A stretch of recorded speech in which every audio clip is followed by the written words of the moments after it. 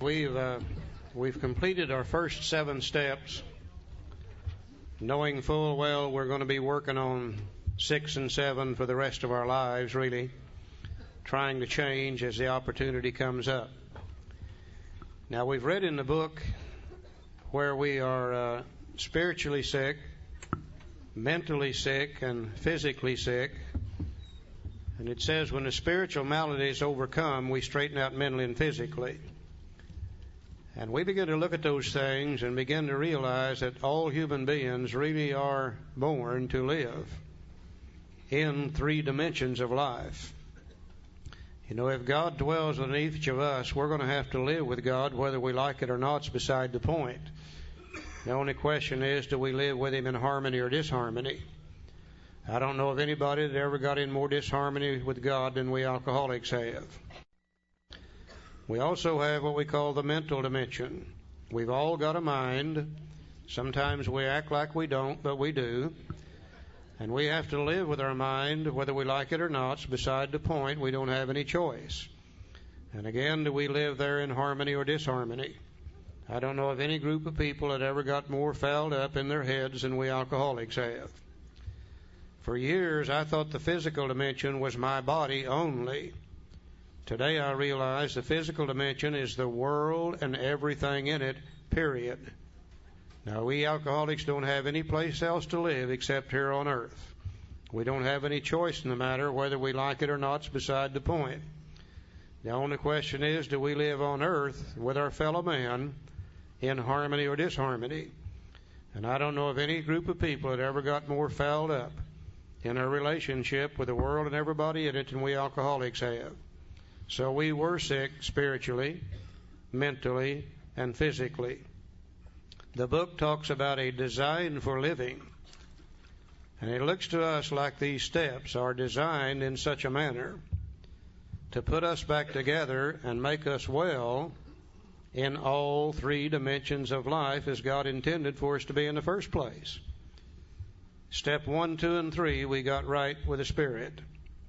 Because we were powerless, we saw the need for the power. Step 3, we decided to go after that power. And we made a decision that God was going to be the director.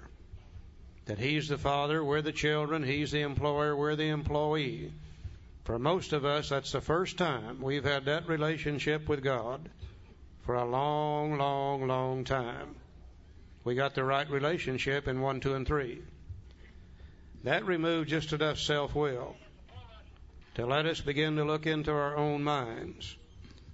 And in step 4 and 5, we found out those things that block us off from God, that block us off from our fellow man, that creates the resentments and the fears and the guilts and etc. And we begin to work on those in step 6 and 7.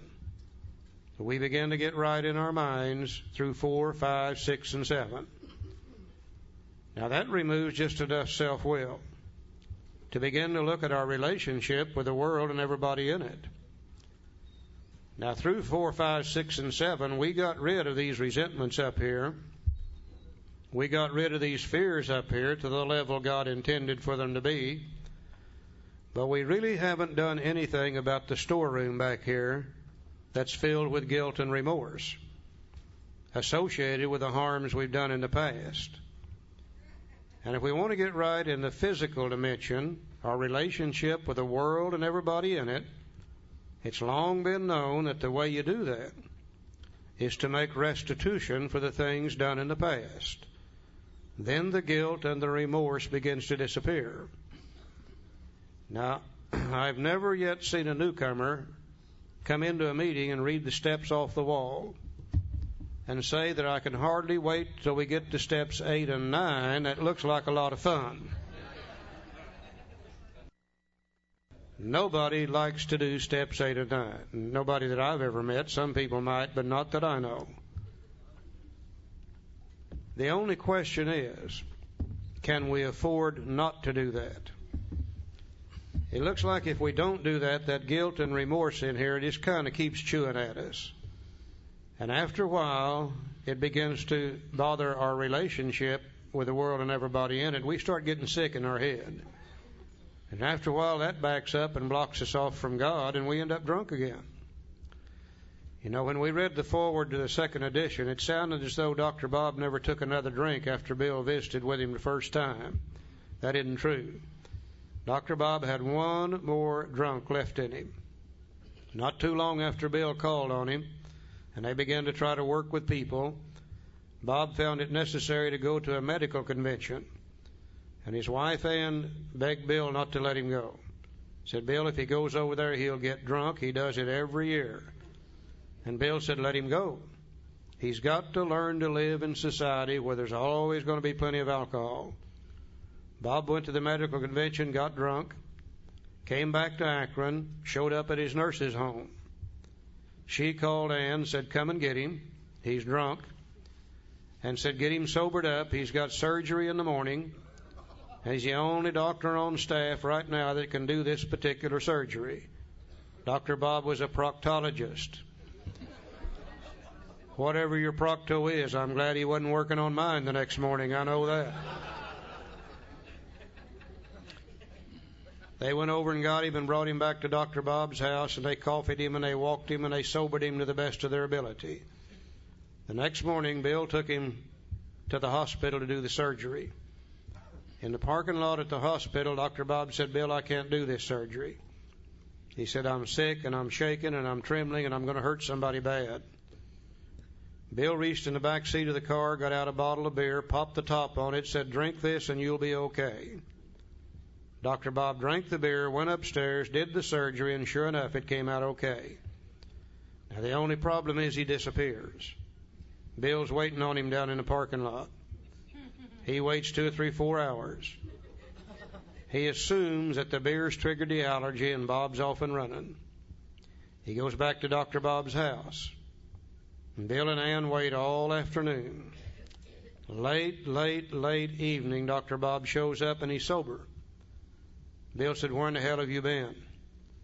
He said, I've been going up and down both sides of the street, making my amends to those I've harmed in the past. That bottle of beer was the last drink Dr. Bob took, January the 10th, 1935, which is AA's birthday.